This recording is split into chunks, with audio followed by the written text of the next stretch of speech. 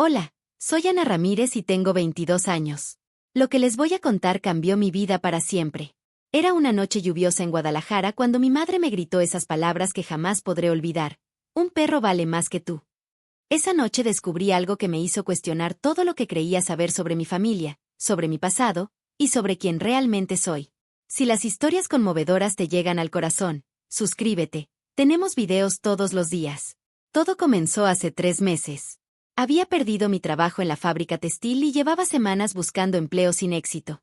Mamá se mostraba cada día más impaciente conmigo. Decía que era una carga, que no servía para nada, que solo consumía comida y electricidad sin aportar un peso a la casa. Sus palabras me dolían, pero pensé que era solo el estrés de mantener ella sola nuestro pequeño hogar en la colonia Analco. Esa tarde de octubre, cuando las nubes grises se acumulaban sobre los techos de las casas coloniales, llegué a casa después de otro día infructuoso de búsqueda laboral. Mamá estaba en el patio trasero, llorando mientras acariciaba a Canelo, nuestro perro mestizo de 8 años. Lo había encontrado cuando era un cachorro abandonado, justo el mismo día que papá nos dejó para siempre.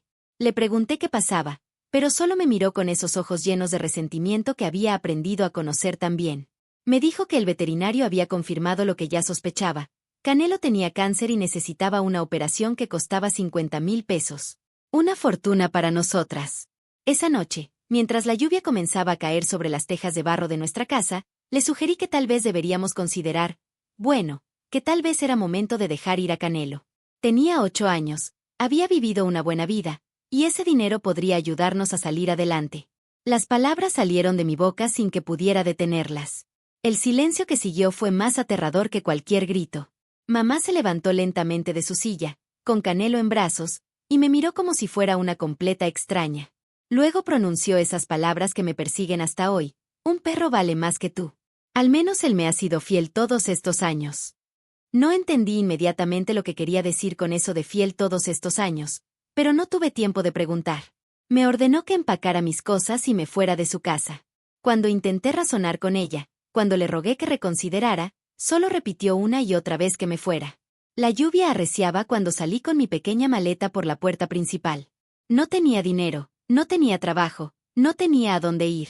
Caminé por las calles empedradas del centro histórico, empapándome bajo la tormenta, sintiendo que mi mundo se desmoronaba con cada paso. Me refugié en la entrada de la catedral, junto a otros indigentes que buscaban protección de la lluvia. Un hombre mayor, con ropa raída pero ojos bondadosos, me ofreció un pedazo de cartón para sentarme. Le conté mi historia, y él solo movió la cabeza con tristeza. «Mija», me dijo, «hay cosas que no entendemos hasta que es demasiado tarde. Tu mamá guarda secretos que duelen más que la pobreza». Sus palabras me extrañaron, pero en ese momento yo solo podía pensar en encontrar un lugar donde pasar la noche. Los días siguientes fueron los más difíciles de mi vida. Conseguí trabajo lavando platos en un restaurante cerca del Mercado San Juan de Dios, y alquilé un cuarto diminuto en una vecindad. Ganaba apenas lo suficiente para comer y pagar la renta. Pero lo que más me dolía no era la pobreza, sino el silencio de mamá. Pasaron 2 semanas sin que supiera nada de ella. Una tarde, mientras regresaba del trabajo, me encontré a doña Carmen, nuestra vecina de toda la vida. Me contó que había visto llegar al veterinario a casa de mamá, y que parecía que Canelo había empeorado mucho. También me dijo algo extraño, que mamá había estado preguntando por los papeles de adopción. Esa noche no pude dormir. ¿Papeles de adopción? ¿De qué hablaba doña Carmen? Mamá nunca había mencionado nada sobre adoptar un animal. Al día siguiente, aprovechando que tenía libre, decidí ir a visitarla. Necesitaba saber qué estaba pasando. Cuando llegué a la casa, encontré la puerta entreabierta. Entré sin hacer ruido y escuché la voz de mamá hablando por teléfono en la cocina. Lo que oí me heló la sangre. Estaba hablando con alguien sobre la niña que adoptamos hace 22 años y sobre cómo mantener el secreto. Me escondí detrás de la pared y seguí escuchando. Mamá decía que ya no podía seguir fingiendo, que cada vez que me veía recordaba lo que hicimos, y que tal vez era mejor que yo nunca supiera la verdad. Mencionó un nombre que no reconocí: María Elena Vázquez. Mi corazón latía tan fuerte que temí que me descubriera. Logré salir de la casa sin que se diera cuenta, pero mi mente era un torbellino de preguntas. ¿Era adoptada? ¿Por qué nunca me lo habían dicho? ¿Y quién era María Elena Vázquez? Esa noche no fui a trabajar. En lugar de eso, fui a la biblioteca municipal y busqué en los archivos de periódicos viejos el nombre de María Elena Vázquez. Lo que encontré me cambió la vida para siempre. María Elena Vázquez había sido una mujer de 19 años que desapareció hace 23 años en Guadalajara. Estaba embarazada de 8 meses cuando fue vista por última vez. Su familia había ofrecido recompensa por información, había hecho manifestaciones, había suplicado a las autoridades que la buscaran. Pero nunca la encontraron. En una de las notas periodísticas, había una foto de María Elena. Era como ver mi reflejo en el espejo.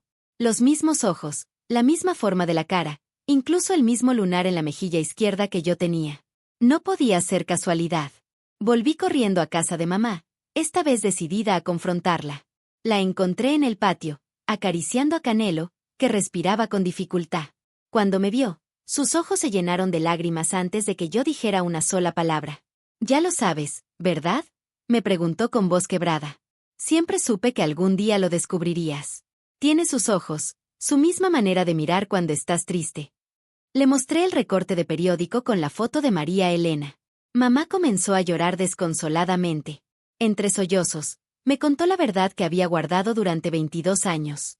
Mi padre, el hombre que yo recordaba como un trabajador honesto, en realidad se dedicaba al contrabando. Una noche llegó a casa con un bebé recién nacido, conmigo. Me dijo que mi madre biológica había muerto en el parto y que la familia no me quería. Le rogó que me cuidara, que me criara como su hija. Mamá, que no podía tener hijos propios, aceptó sin hacer preguntas. Falsificó documentos, inventó una historia sobre un embarazo secreto, y me registró como su hija biológica. Durante años vivió con el miedo de que alguien descubriera la verdad. Pero la realidad era mucho más oscura. Papá no había encontrado a un bebé huérfano. Había estado involucrado en el secuestro de María Elena Vázquez. Cuando ella dio a luz, la asesinaron y se quedaron conmigo para venderme en el mercado negro de adopciones. Pero papá, al verme, decidió llevarme con mamá en lugar de entregarme a los compradores. Por eso se fue, me explicó mamá. Cuando tú tenías 8 años, la culpa lo estaba matando. Me confesó todo antes de desaparecer. Me dijo que los otros hombres involucrados querían matarnos a las dos para eliminar testigos. Por eso nunca pude decirte la verdad. Por eso siempre he tenido tanto miedo. Le pregunté por qué me había echado de casa de esa manera tan cruel. Mamá me explicó que en las últimas semanas había recibido llamadas amenazantes. Alguien había descubierto que yo seguía viva y quería terminar el trabajo. Pensó que si me alejaba de ella, estaría más segura. Canelo es lo único bueno que nos quedó de aquellos días terribles, me dijo. Lo encontramos el mismo día que tu padre desapareció, como si fuera una señal de que Dios nos enviaba algo puro para compensar tanta maldad. Por eso dije que un perro valía más. Porque él nunca ha estado manchado por los crímenes que nosotros cargamos. En ese momento entendí todo. El resentimiento en sus ojos no era hacia mí, sino hacia la situación imposible en la que habíamos vivido todos estos años. El miedo constante, la culpa, el peso de guardar un secreto tan terrible. Le dije que no importaba cómo había llegado a su vida, que ella era mi verdadera madre porque me había criado con amor a pesar de todo, que entendía por qué había hecho lo que hizo, y que no la culpaba por nada. Esa noche decidimos que era hora de decir la verdad. Juntas fuimos a la policía y contamos toda la historia. Fue aterrador, pero también liberador. Después de tantos años, por fin podíamos dejar de escondernos. Las investigaciones confirmaron nuestro relato. Encontraron los restos de María Elena Vázquez en un terreno baldío en las afueras de la ciudad, exactamente donde papá había dicho que la habían enterrado. 3 hombres fueron arrestados por el crimen, incluyendo al que había estado haciendo las llamadas amenazantes. El proceso legal fue largo y doloroso. Durante meses tuve que testificar una y otra vez, reviviendo cada detalle de esta historia que había marcado mi vida desde antes de que pudiera recordar. Los abogados me hacían preguntas difíciles, tratando de encontrar inconsistencias en mi relato. Algunos días salía de los juzgados sintiendo como si fuera yo quien estaba siendo juzgada. Mamá también tuvo que enfrentar cargos por encubrimiento y falsificación de documentos. Aunque los fiscales entendían que había actuado bajo amenaza y miedo, la ley es la ley. Recuerdo el día de su sentencia, cuando el juez le dio 2 años de libertad condicional y servicios comunitarios. Ella aceptó todo con dignidad, sabiendo que finalmente estaba pagando por años de silencio forzado. Durante esos meses difíciles, algo inesperado comenzó a suceder. La historia se volvió pública cuando los medios de comunicación se enteraron del caso. Periódicos de todo México comenzaron a escribir sobre la niña robada de Guadalajara que encontró su verdad después de 22 años.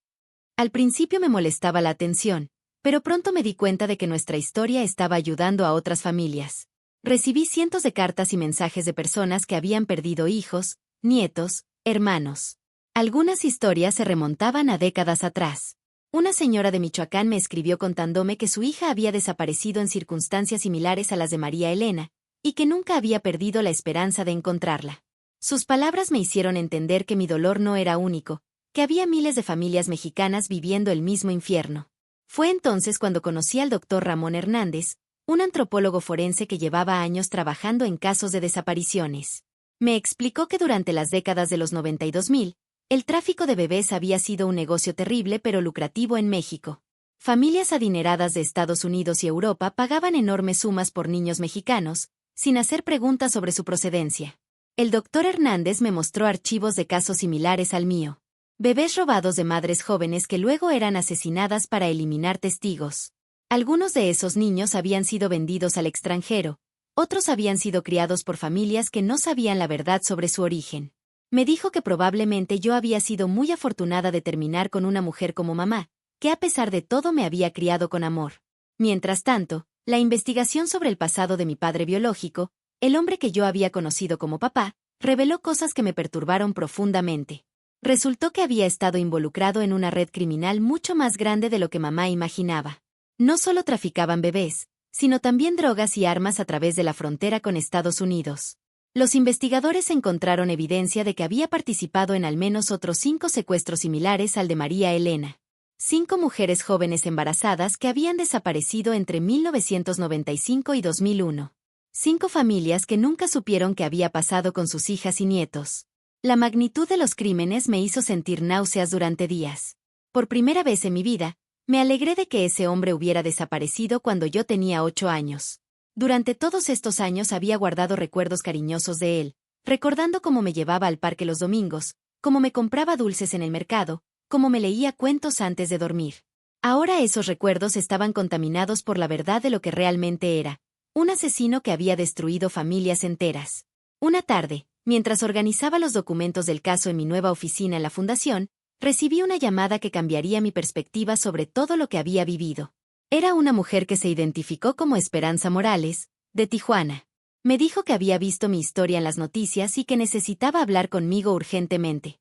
Esperanza me contó que su hermana menor, Cristina, había desaparecido en 2000 cuando tenía 18 años y estaba embarazada de gemelos. Las descripciones que daba del hombre que había estado cortejando a su hermana coincidían exactamente con las del hombre que yo había conocido como mi padre. Más perturbador aún, me dijo que había conservado una foto de ese hombre, tomada en secreto por un vecino que sospechaba de él. Cuando vi la foto que Esperanza me envió por correo electrónico, no pude negarlo. Era él. El hombre que me había llevado hamburguesas los sábados, que me había enseñado a andar en bicicleta, que me había dicho que me quería como a una hija verdadera. Ese mismo hombre había sido responsable de arrebatar 2 bebés más de los brazos de su madre antes de matarla. Esperanza me suplicó que la ayudara a encontrar a sus sobrinos, los gemelos que habrían tenido ahora 20 años. Me dijo que su familia nunca había dejado de buscar a Cristina, que su madre había muerto de pena sin saber qué había pasado con su hija menor. Sus palabras me rompieron el corazón, pero también me dieron un nuevo propósito. Trabajé con la policía y con el doctor Hernández para crear un programa de búsqueda de víctimas de esa red criminal. Utilizamos bases de datos de adopciones irregulares, registros de hospitales y testimonios de otros criminales que habían sido arrestados en operativos relacionados. Era un trabajo minucioso y doloroso, pero necesario. Después de 6 meses de investigación, logramos localizar a uno de los gemelos. Se llamaba Roberto y había sido criado por una familia en Monterrey que nunca supo que había sido robado. Cuando lo contactamos y le contamos la verdad, su reacción fue muy diferente a la mía. Se negó rotundamente a creer la historia, me acusó de ser una estafadora que quería aprovecharse de familias inocentes, y amenazó con demandarme si volvía a contactarlo. Su rechazo me dolió más de lo que esperaba. Me hizo darme cuenta de que no todos los que habíamos sido víctimas de esas redes criminales estaríamos listos para conocer la verdad al mismo tiempo. Algunos preferirían vivir en la ignorancia, aferrados a las vidas que conocían, sin importar cuán construidas estuvieran sobre mentiras. Pero también hubo éxitos. Logramos reunir a 3 familias más con hijos que habían sido robados décadas atrás. Una de las reuniones más emotivas fue entre una señora de 80 años de Oaxaca y su nieta de 25 años que había sido criada en California. Cuando se vieron por primera vez en el aeropuerto de Guadalajara, ambas se desmayaron de la emoción. La familia de María Elena, mi familia biológica, me recibió con los brazos abiertos. Mi abuela materna, que ya tenía más de 70 años, lloró cuando me vio por primera vez. Me dijo que había esperado este momento durante más de 2 décadas. Pero lo más sorprendente vino después. Resulta que María Elena tenía una hermana gemela, mi tía Patricia, que vivía en Estados Unidos. Había ahorrado dinero durante años con la esperanza de algún día encontrar a la hija de su hermana. Cuando supo que yo había aparecido, inmediatamente transfirió el dinero necesario para la operación de Canelo. Mi hermana amaba a los animales, me dijo cuando la conocí. Habría querido que su hija creciera con esa misma compasión. Canelo se recuperó completamente de la operación. Los veterinarios dijeron que había sido detectado a tiempo y que podría vivir muchos años más. Mamá y yo nos mudamos a una casa más grande, pagada por mi tía Patricia, donde Canelo tiene un patio enorme para correr. Ahora trabajo en una fundación que ayuda a familias de personas desaparecidas. Mi experiencia me ha permitido entender el dolor de quienes buscan a sus seres queridos, pero también la esperanza de que, a veces, las historias pueden tener finales inesperados. Mamá y yo nunca hablamos de ese día lluvioso cuando me echó de casa. Pero a veces, cuando veo llover, recuerdo que esa tormenta no fue el final de nuestra historia, sino el comienzo de nuestra liberación. María Elena Vázquez por fin descansa en paz, enterrada junto a sus padres en el Panteón de Guadalajara. Y yo, Ana Ramírez Vázquez, cargo con orgullo los 2 apellidos, el de la mujer que me dio la vida y el de la mujer que me enseñó a vivirla. La verdad duele, pero también sana.